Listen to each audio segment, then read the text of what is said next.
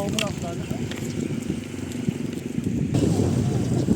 mga viewers, nagbabalik nga muli tayo dito. Ayan, balik tayo dito sa tabing dagat. Wala na tayo ibang mapuntahan kundi dito lang.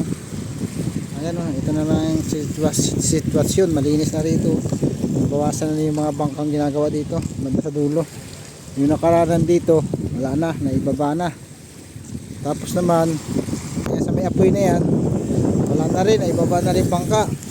Ayun na oh, yung nandito sa may tabi naibaba na rin. Lalaot eh, kailan lalaot yan?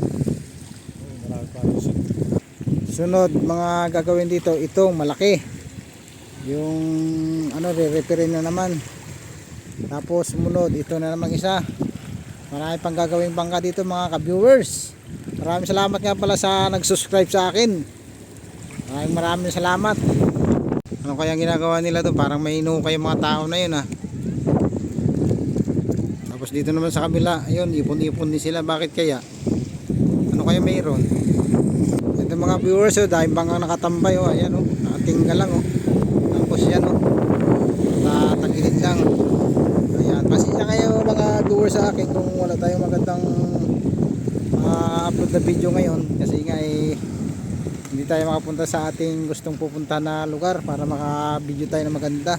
Tapos sa taas ng bundok na yun, mayroong malaking bahay dyan. Sa bundok po yan, ang pataas po yan. Ito mga viewers, sinabot na tayo ng gabi rito.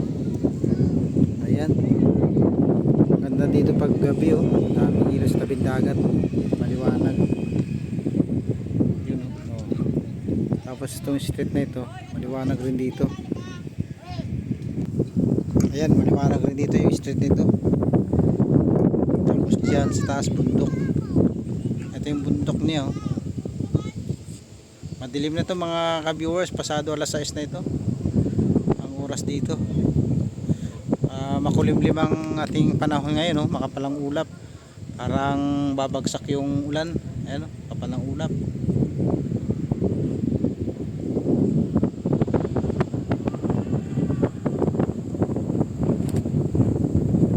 Muli nagpapasalamat ako sa mga supporters, subscribers.